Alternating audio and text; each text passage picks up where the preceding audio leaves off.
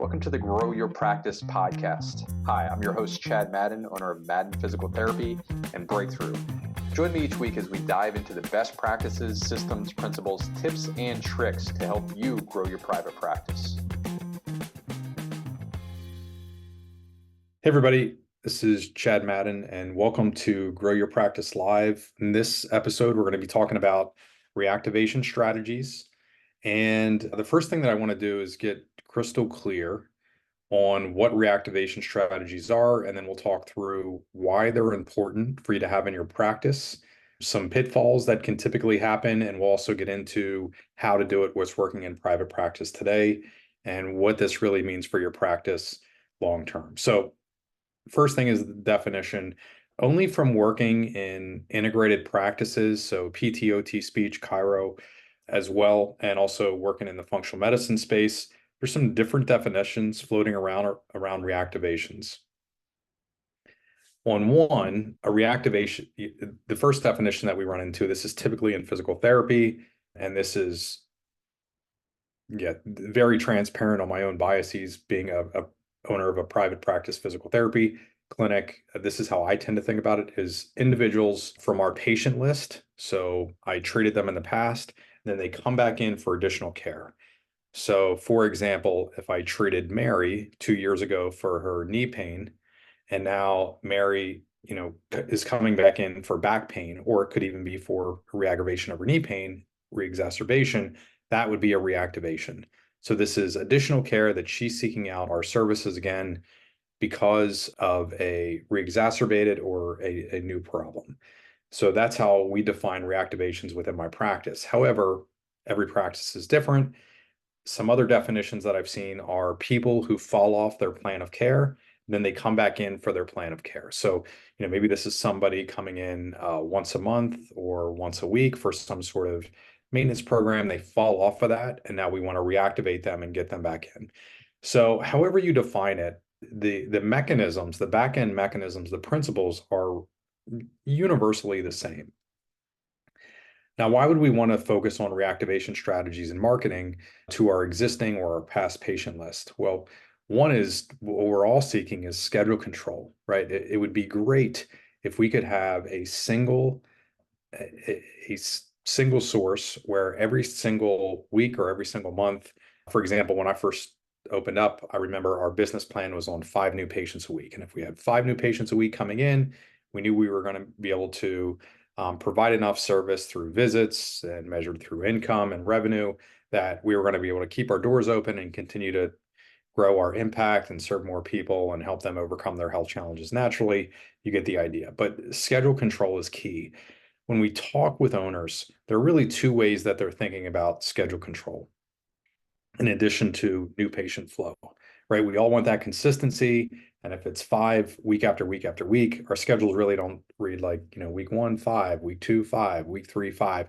They really go 7, 3, 1, 9, right? They're up and down all over the place.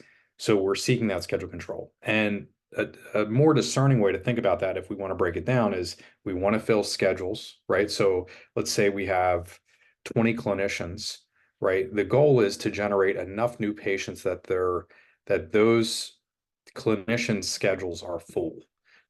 And the other one is fill space. So if we have 3,000 square feet in a clinic, we want, and my rough calculation is that within 3,000 square feet that we can have 6 full-time clinicians, and that they can handle about 300 visits a week, right? Within that space comfortably, if it's organized appropriately and efficiently.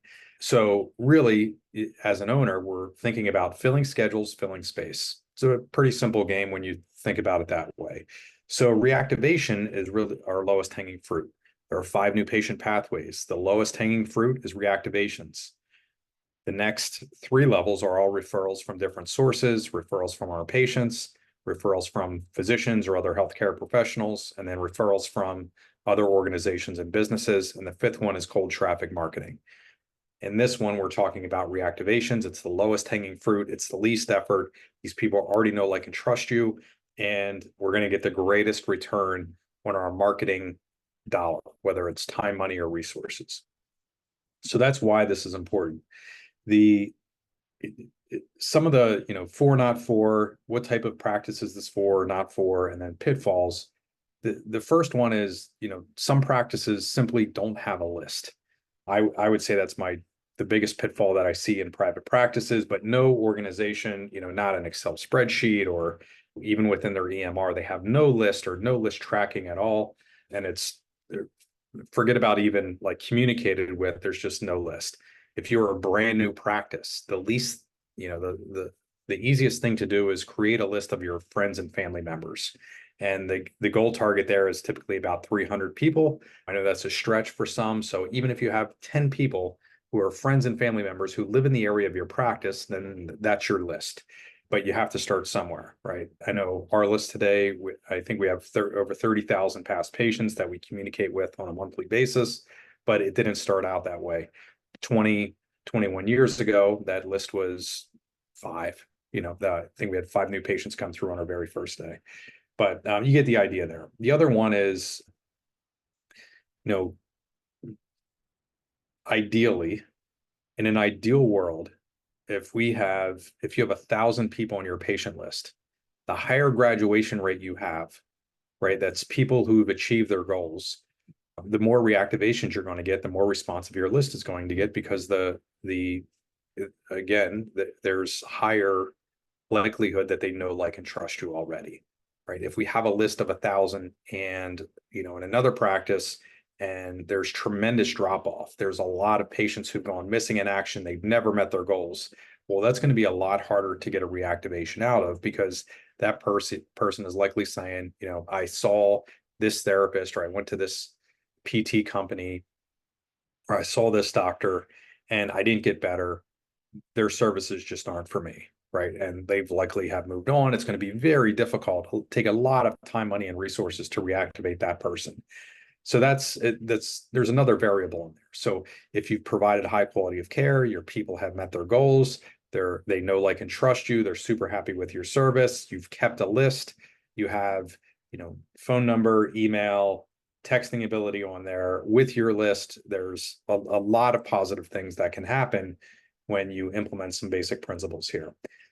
So I alluded to the pitfalls around not having a list. Another subsection of that, I would say, is not having email addresses. I know this was an issue in our clinics. We were collecting 100% of patients' mailing addresses, 100% of patients' phone numbers. And when we got to emails, I'm going to guess that number was less than 20%. We just simply weren't collecting them. And, when we did a little bit of digging there with our reception team at the time, they said, well, the only reason that we're collecting emails is to market to them. And then we just had to do education. So that simply wasn't true. It wasn't the only reason that we were collecting. Yes, we were going to communicate with them. Yes, they were given the opt-out. We were compliant and doing everything else. But so whether you're collecting phone numbers to text or phone call, or email addresses, or mailing addresses, ideally we want every one of those within our patient list record, for multiple reasons, for a multitude of reasons. The next pitfall that I have here, number 2, is afraid to contact. So quite frequently, it's less frequent today than it was 10 years ago within conservative care, but there were practice owners who they had a list. It looked very pretty in the Excel spreadsheet or within their EMR, but they were afraid to contact that list. They didn't want to overburden people or be, in their patient list inbox too often. So they would basically send out, an email, a newsletter once a quarter, and they were thinking that was doing something, right? And very difficult to get a response, contacting that infrequently. If you had a friend that you were only contacting once a quarter, just not as powerful as if you're communicating more often. And just to share what we do right now is we communicate once per month via mail. That's snail mail, direct mail, United States Postal Service. We do 2 email campaigns a month, and each one of those campaigns can have up to 3 emails. And we'll throw in a text campaign in there as well. And we'll do callbacks, so phone calls. So quite a bit of communication, up to 8 My numbers are right there, 8 communication points each month with each name on our list. And I'm probably excluding one or two things that we do there as a one-off. The next pitfall is misunderstanding one-to-one versus one-to-many. Ultimately, if you're sending out a one-to-many campaign, which we'll talk about here in a second, let's say you're texting 500 past patients who have a birthday in June, and you're wishing them happy birthday and how are they doing? You're asking that question. Ultimately, the purpose of that is to drive to a one-to-one conversation. At the same time, every single one of your clinicians, which we have in our clinician checklist when they have gaps in their schedule, is they can do one-to-one communication, right? So if we're sending out 500 at the same time, text or emails, whatever it might be, direct mail pieces, that is considered one-to-many. It's basically a message that can be received by 500 people, but it's usually the same message for everybody. Although we might personalize the name or personalize something else in there.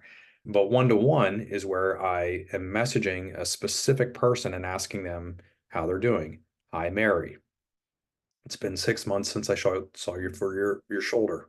How are you doing? Right? Highly personalized. And again, whether you're sending one-to-one or whether you're sending one-to-many, the goal always is to get to a one-to-one human-to-human conversation. Even if you're using AI, even if you're using chatbots, even if you're using automation, the goal is a one-to-one human-to-human communication. So that would be pitfall number 3. Number 4 is only doing offers. Most of us as conservative care clinicians and with our training and degrees, we have this idea around, we shouldn't need marketing. By the way, that comes from the 1800s and the AMA guidelines, which were completely overturned in 1903, I believe. But somehow this idea of I shouldn't need to market, I should just be able to provide high quality of care and rely on word of mouth referrals, and my schedule will be busy forever. That might work for you for a limited time if you have enough years. However, very difficult to hire clinicians, continue to grow and leave an impact in the area if you're simply relying on that as a tactic. If you're doing it and you have a waiting list and you have enough flexibility to change your payer mix and negotiate with insurance companies and do everything else, more power to you. I see it as being rare, at least in the owners that I've talked with. But along those lines, because of the way we're wired of wanting to help people and not wanting to offend people, not wanting to get that email unsubscribe or whatever it might be, we tend to, this is a huge pitfall, is only make offers. Only provide goodwill, right? I'll get to only offers in a second. So only goodwill is we're checking a box. We're saying, hey, you know what? We heard another owner sending out email campaigns. They were having success. I'm going to send out email campaigns. There's no discernment at all thinking about how it works, but we're just going to send goodwill, right? So maybe it's our patient newsletter, maybe it's an article on better health and living, maybe we write something, right? But it's only goodwill. We're saying, hey, I'm doing email and I hope some new patients come in. Nothing's trackable. We're not making an offer or anything like that. So that would be pitfall number 4. What happens is we get no trackable, measurable results from that effort. Pitfall number 5 is only doing offers. This is significantly more rare, but every once in a while we'll hit upon an owner. I'll talk with an owner and they'll say, hey, my response rate for my patient list has gone down dramatically. And I'll say, okay, show me what you've sent out. And it's just offer after, just pounding their list every single week, or maybe even 3 times a week with offers and, a free screen or whatever it might be. Those types of offers are great, but you don't want to be making them all the time. I would think a good ratio would be like 5-to-1. Before we continue with this episode, here's a word about our next event, the Revenue Per Visit Virtual Summit. Private practice owners, are you tired of declining reimbursements and shrinking margins? Join me on July 18th for the Revenue Per Visit Virtual Summit. It's a value-packed, free, online live event where you'll discover strategies that you can put into action in your practice to boost your revenue per patient and enhance your practice's profitability. You'll hear from industry leaders and private practice owners like Mark Callanan from Innovis, who will be talking about how to increase revenue with cash-based services. And Sterling Carter of Sterling PT and Wellness, who was able to increase his reimbursement rates by over 15% with providers. With more than 8 speakers, 5 hours of actionable training, and hundreds of practices in attendance, you don't want to miss out on this game-changing event. Click the link below to register today, and I'll see you there. Thank you for listening this far. Now, back to the episode. 5 goodwill to 1 offer type, and we'll talk about a better way that you can do that. And the 6th pitfall is no tracking at all. So you're making an offer, but you're having them call the clinic, or you're having them come through some other way, and you just can't track the patients that are coming through from your email, text, callback efforts, phone call efforts, or direct mail efforts. Now, how do we do this, and how do we do it the right way? Well, the first one is you need to understand, as a private practice owner, in order for any marketing to work, 3 things must align. And I learned this from Dan Kennedy. I think it predates him to some extent, but it's called market, message, media match. And if my studies are right, my research is right, it comes from the late 20s, early 30s, from like adsmen, specifically for newspapers. But these 3 things have to align: market, message, media. So what is the market? Well, the target market is the person you're trying to reach. For example, you could have your target market being your patient list, right? Which is exactly what we're talking about here for reactivations. So our past patient list is going to be composed of primarily people who've received treatment from us in the past. They know, like, and trust us, right? They live in a certain geographic region. They likely fit certain demographics. I know our target market within our area is family-oriented females. That means they're likely a mother or grandmother between the ages of 45 and 64. And I know many of you have a very similar demographic. For us, that includes, the number 1 consumer in the world, which is a 53-year-old college-educated mother, grandmother in the US. Number 1 consumer in the world. And that demographic, when we're talking about mothers and grandmothers, schedules 70% of all medical and healthcare appointments here in the US. So target market in this case is going to be our patient list. Then the next thing we have to think about is market, media. What media type are we using? We could use email to our past patient list. And like I just shared with you, we send out 2, we'll call them email blast or email campaigns, every single month to our patient list. The next one is we can send text, right? We can call them, like the physical phone call. And then there are some other things we can do as well. We can offer, maybe we have them on a recheck or a callback type program that I know many practices have. So that is the media type that we're using, right? And the recheck would just be live. So, hey, Mary, awesome job. So happy to help you with your knee pain. Hope you have a great time at the beach with your grandchildren. By the way, as a courtesy, we're going to give you a recheck. That's an appointment in 2 months. It's absolutely free. You come back in for 10 minutes. We're going to take a look at your knee range of motion, your knee strength, retest you, make sure, we don't want to throw you to the wolves, is what we typically say in our clinic. So, we want to make sure that you're still on the healing path and everything's going okay. So we'll do that. We'll see you back here in 60 days. Just schedule with Deb right here. And yeah, have a great time at the beach, and I'll see you then, right? So that's our recheck program. That's just a live communication that's going to happen 60 days from now. So that would be a 4th media type. So we have our market, we have our media selection, and then the other thing that must align is the messaging.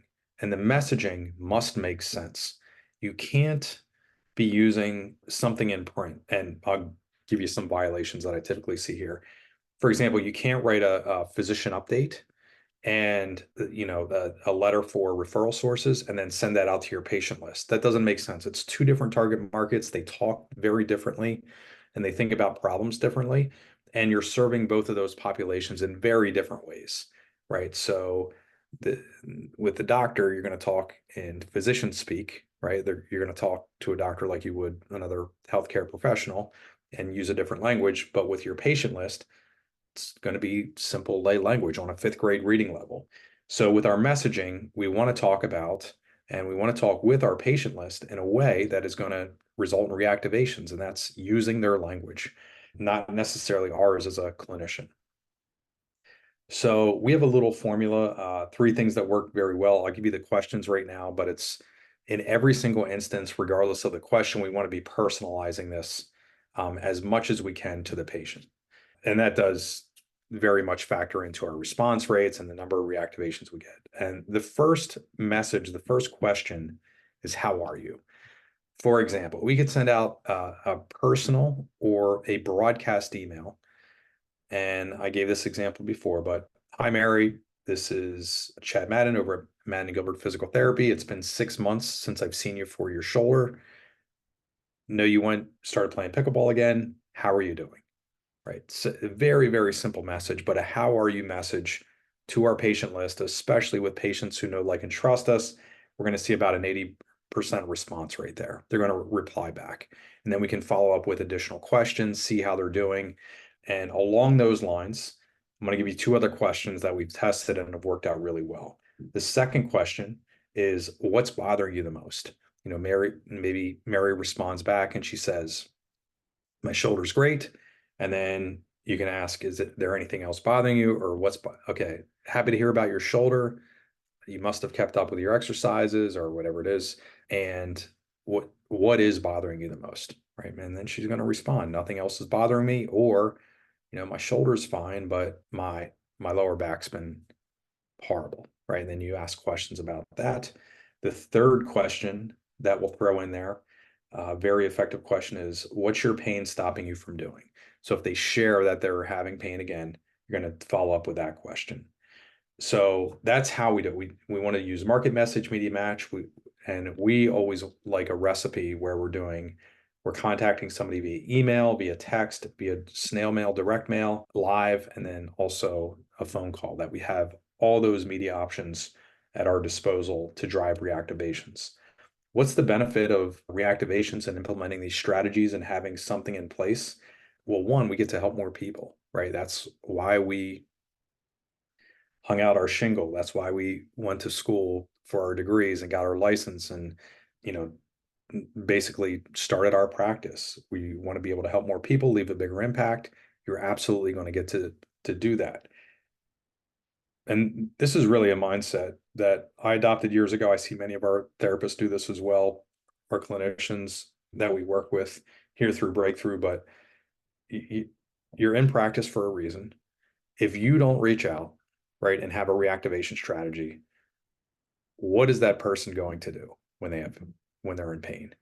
The hope that most of us have, and it's very dreamy, not grounded in reality, is that every person who we've ever treated, the second that they have pain, they're going to pick up the phone and call us. That's not true. That's not what happens. However, if we're top of mind, if we're reaching out, if we're communicating with our patient list a lot, then we're going to get a better inflow. And the way that I think about it personally is, we're saving them from unnecessary medications, injections, and surgery. Not that we don't need those things within our healthcare system, but we all know the statistics say, even if you get into the AMA research, that those things are abused. So any of our reactivation strategies, when we're doing them and we're carrying them out, are, I want to serve this person, I want to help them with conservative care before they resort to those other options. However you think about that is important. Just sharing not only what we do personally, but then also what I see other owners that are successful doing that as well. We want to deliver more service.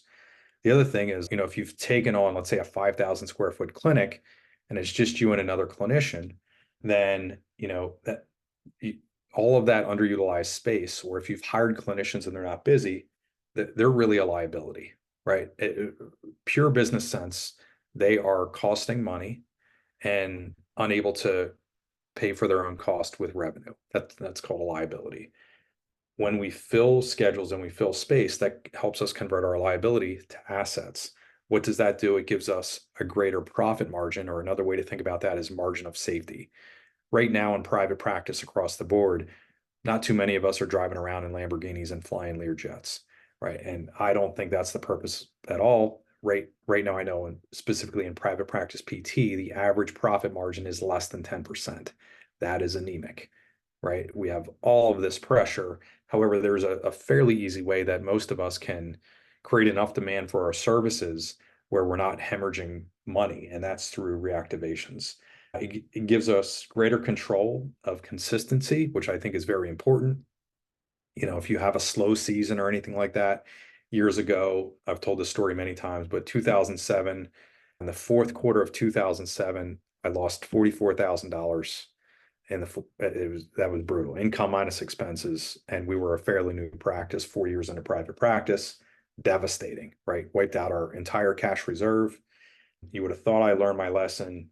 2 years later, in 2009, lost nearly $100,000. I think it was $98,000 and change in the fourth quarter. What was happening is our new patients would just fall through the floor, fall off a cliff. In the fourth quarter, we're in the Northeast. And I heard our staff, our team members say, well, nobody wants to come in between Thanksgiving and the end of the year. It's the holiday season. Everybody's busy. No one wants to come to PT. I was like, that is a horrible way to think about this. And the way that we solved it, and it took us a couple of years, but by 2011, what we did is we had a huge outflow to our patient list right before the Thanksgiving season. So early November, we ran a promotion to our patient list. It was the easiest target market to create a strategy around. And we just had a huge influx of reactivations. I think the first year we set an all-time record of 209 new patients in a single site practice in a month. We had a waiting list that it took 7 weeks for us to work through, it literally into January. So we ran the promotion in early November, had all of these reactivations, and it took us until mid-January of the next year to catch up through the waiting list. But yeah, a greater sense of control. By implementing some of the strategies that I'm talking about here, we made our slowest season, our busiest season, the only one where we had a waiting list, and especially a 7-week waiting list. The other thing that it gives you as an owner is a sense of predictable growth, right? We all have these altruistic things of where we want to provide more high quality of care to our communities, but we also want that financial stability component. And having reactivation strategies within your practice allows you to do just that, where you can grow, expand, increase your influence in the community, increase your impact, yet at the same time have an inkling of confidence that when you hire that next clinician, you're going to be able to fill their schedule. Or when you open that next office or expand an existing office, you're going to be able to fill that space. So yeah, reactivation strategy is really the heart of everything that we're doing here at Breakthrough, here in my private practices as well, and with the owners that we're working with. Yeah. So I see any questions that we have on reactivations.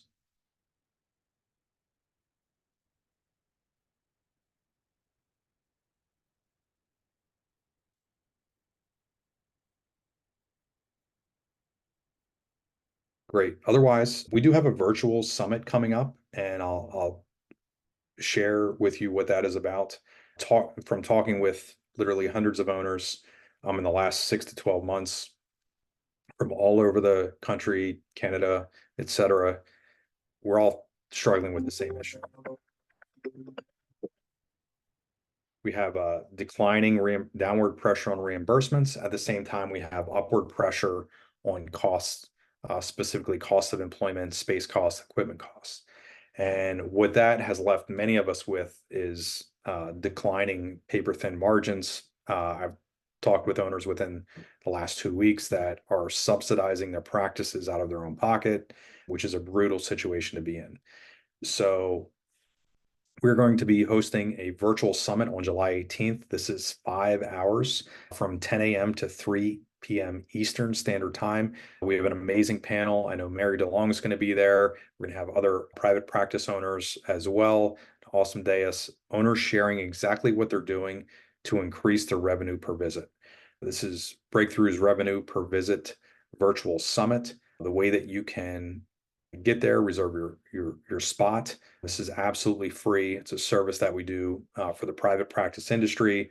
I'll be sharing the state of private practice, where we'll be diving into the metrics, looking exactly what is going on within our industry. And then you're also going to get a lot of strategies as well. So how to think through building a revenue per visit system where you're consistently every single year inching up your revenue per visit, the financial health of your practice. This is something you don't want to miss. So you can go to getbreakthrough.com/learn, LEARN. It's getbreakthrough.com/learn.